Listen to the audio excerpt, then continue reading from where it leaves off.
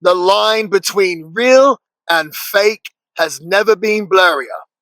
Wrestlers break character online daily, but the fans still argue like it's real. So is kayfabe really dead, or has it just evolved? Once upon a time, protecting the business meant never breaking character. Now, the business itself breaks character all the time. Yet, somehow, it still works. Maybe kayfabe didn't die. Maybe kayfabe just changed shape. In 2025, everyone knows it's a show, yet people still want something to believe in. Today, we're doing a deep dive and discussing kayfabe in 2025. Does it still matter? My name is the villain, Marty Skull. I've been a professional wrestler now for over 20 years, competing all over the world.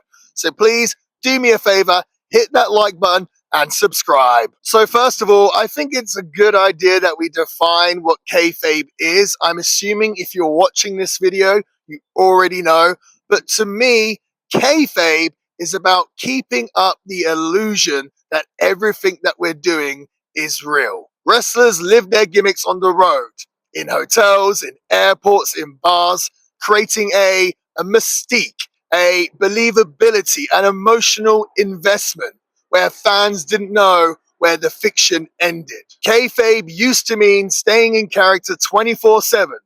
Now it's about knowing when to switch it on and when to switch it off. Because back in the day, you didn't just play the character, you were the character. Ultimately, the business was completely built on that one word, kayfabe. But I don't think we can say the same thing for the year 2025. I mean, let's be honest. Kayfabe has probably been gone for many, many years now. But it does beg the question, because I started watching wrestling when I was very young, maybe 5 or 6 years old. And I kind of knew from the get-go that it was a work. Okay, maybe not when I was 5, but at least when I was 7 or 8, I kind of understood that not everything was quite as it seems. Yet it didn't affect how much I enjoyed the show. Okay, I didn't care, right? I was just so willing to suspend my disbelief and be engaged and just throw myself into what I was watching on the TV screen. It didn't matter to me if it was real, fake, whatever. I couldn't care less. I just loved it so much. Now we're in a place in 2025 where the curtain has been pulled back so much. I mean, I'll be honest with you, this is going to sound pretty hypocritical because I do this on my YouTube show for all of you guys, but the curtain has been pulled so far back now with shows like WWE Unreal or whatever. I think AEW had a reality show at one point as well. But let's be honest, this started many, many years ago. I mean, in the 80s, even before then, there was always stuff coming out about how wrestling wasn't quite what it seemed. I think one of the first times I really saw this break of kayfabe for me, it was either in the wrestling magazines. In the UK, we used to get Power Slam magazine, and that would reveal a lot of the behind the scenes stuff. But also Mick Foley's first book, Have a Nice Day. I remember reading that. I believe it came out in 1999, and he really pulled the curtain back. And obviously, this was during a peak period for the WWF, WWE. But I felt like when I watched the show, they still stuck to those rules and fundamentals of kayfabe, okay? There was no one on the show when you watch Raw or SmackDown telling you that this wasn't real. Now, I understand that things change, okay? Since the 90s, the internet has came along. Social media has came along. And they've made everything so transparent. Now, the fans know everything about the wrestlers' contracts, about the booking patterns, about what happens backstage. They know the wrestlers' real names. They know what the wrestlers' interests are, everything, because everything is put out there on social media. Not to mention the behind-the-scenes documentaries, the vlogs, the reality shows, all this stuff that even if you wanted to, you probably couldn't avoid it, right? It's like spoilers for a TV show. You do your best to avoid them.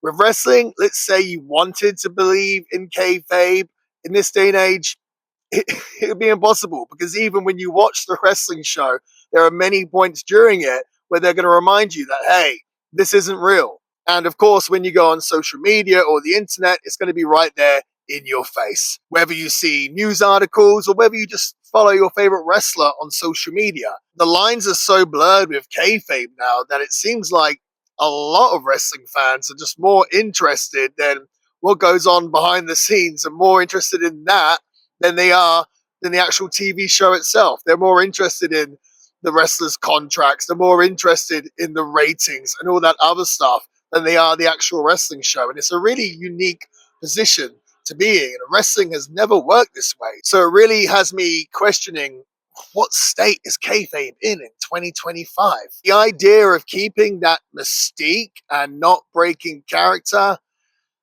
feels like it's long gone. We need a new way to work the fans, or not work the fans, because that just kind of sounds, I don't know, but to make the fans believe again, because I believe ultimately the fans want to believe. We need to work out a way to make fans believe again, and it needs to be done differently to how it's been done for the history of pro wrestling. And I think in more recent years, we've seen more signs of this. We've seen WWE do the injury angle with Seth Rollins, which, by the way, I called it that it was a work. We saw like phone footage of Cody Rhodes and Kevin Owens getting in a fight backstage.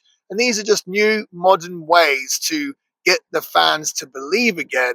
And I actually think that it's really cool because now it's like we have to acknowledge where kayfabe is in 2025. And sometimes we'll see where wrestlers themselves will blur the lines for engagement, the worked shoot, as they call it. Yet, ironically, the fans still love it when something feels real. The moment everyone knew it was quote unquote fake was the moment that the wrestlers had to work even harder than ever to make it feel real again. I would suggest that social media didn't kill kayfabe, it just made everyone become a part of it. Modern kayfabe isn't about fooling people, it's about immersing them. It's like psychological storytelling, not deception.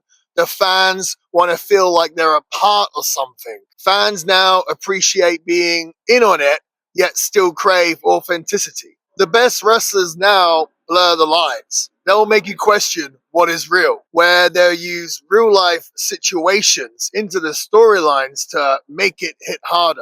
It's like kayfabe isn't about lying now, it's about framing the truth. Ultimately, the fans, they want something to believe in. Okay, yes, they know that it's a work, but they still want to be taken along for the ride, right?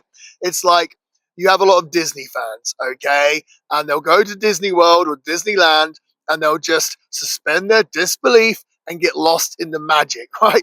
They'll freak out for meeting Mickey Mouse or Minnie Mouse, all right? And deep down, they know that they're just meeting a caricature, someone in a costume, yet, again, they're willing to suspend that disbelief and get lost in the moment and the magic of Disney. At the same time, if that Mickey Mouse they saw with the head off smoking a cigarette, that would probably kind of kill the illusion and it wouldn't be so fun for them. Do you want to know how the McDonald's Big Mac is made? Probably not, but you're probably going to eat it and think, this tastes good. We need to take the same approach for wrestling, right? Yes, the fans know that it's not quote unquote real, but we can still make them believe. I'm going to give you kind of a random example, but this moment stuck with me. I remember when we used to film Being the Elite, and at one point we did a storyline where Hangman Page had lost his shoes, and in the videos he was always shoeless, right? Barefoot the whole time. Okay. And I got to preface this by saying no one obviously believed that Being the Elite was real, right? It was a sketch show. But I remember doing a meet and greet with Hangman and he had I think his cowboy boots on. And I remember the first fan came up and they were like, "Oh, Hangman, you've got your shoes on." And like they were like almost disappointed by the fact that he had his shoes on because they were lost in the magic of Being the Elite. So Hangman, being a pro, took his shoes off, and then from that day forward, whilst the storyline was happening on Being the Elite, he went everywhere without his shoes on.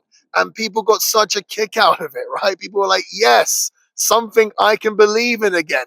No matter how ridiculous it is or seems, People want to go along for the ride. It's almost like you can't work the fans anymore, but you can make them feel like they're a part of the work and you can invite them along on the ride. It's hitting that sweet spot between truth and performance. And I think when you watch a wrestling show, you want to lose yourself for that 2 or 3 hours, however long it goes. So in this day and age, when I see things on the TV shows where during it, they're going to tell you, hey, by the way, this isn't real, blah, blah, blah. I don't know. For me, I I just don't really understand what they get from that. I just don't understand how that is productive or constructive, if that makes sense. Like, I get it. Everyone knows, but you don't want to know during the show, okay? Like, me personally, I never really want to know how a magician does his tricks, right? But I certainly wouldn't want him to tell me how he does his tricks before he does them. Without kayfabe, wrestling loses that emotional core. And I'll see people say things like, oh, everyone knows it's fake anyway. Oh, The Undertaker used to play a dead man and all this other stuff and all this other ridiculous stuff that's happened in wrestling. And it's like, okay, well, if that's the case and we're just going to break kayfabe all the time, then what's the point in the guys even selling? Right? Do you know what I mean? What's the point in the guys even pretending something hurt if that's the approach that we're going to take? Because ultimately, we want the fans to believe in it, right? In a match, my number one priority, I mean, other than being safe, obviously, but is to try and make the people believe, okay? If you make them believe, you can make them feel something. Sticking to that character, sticking to that storyline, seeing it out. I really do think that the fans appreciate that. The best moments in wrestling are the moments that feel real. I think back to when Daniel Bryan finally won the World Heavyweight Championship, something that no one 10 or 20 years previous could ever predict. Think about Kofi Mania when Kofi Kingston won the world title. I know they're two very similar stories, but you get the idea. When things feel real, people get really engaged. The Seth Rollins and CM Punk feud. People really enjoyed that because it felt real. The fans don't want fake or real, they want believability. And if no one believes in the illusion, the magic disappears. Realistically, this business has always been built on the mystique. What is wrestling without that? Is it just two guys in trunks pretending to hurt each other? It's like, no, it's an emotional roller coaster. It's storytelling. It's performance. We've got to take the fans along with us on the ride. And we can't do that if we keep telling them and rubbing it in their faces that this is not real. This is all just a big work. They already know that. They know that, but they don't want to be reminded of it 24/7. Kayfabe might look different in 2025, but to me, it still defines the art of wrestling. Maybe it's not about pretending, but it's about connecting. Without it, wrestling just becomes content. With it, wrestling becomes emotion. I think the curtains have been pulled back so much and it's been so in your face that I actually do think in the following years, you know what they say, what's old is new again. I can see kayfabe becoming more of a thing again. And I can see companies being more strict on not letting things get out there and making the wrestlers commit to the bit, whether that be the character, the gimmick, or storyline. Because ultimately, even if the fans don't think they want it, I think we all actually, deep down, want a little bit of kayfabe. But of course, this is just what I think. What do you guys think? Do you think kayfabe is outdated, or do you feel like we need it more than ever? Please let me know in the comments. And until next time, guys, whoop whoop.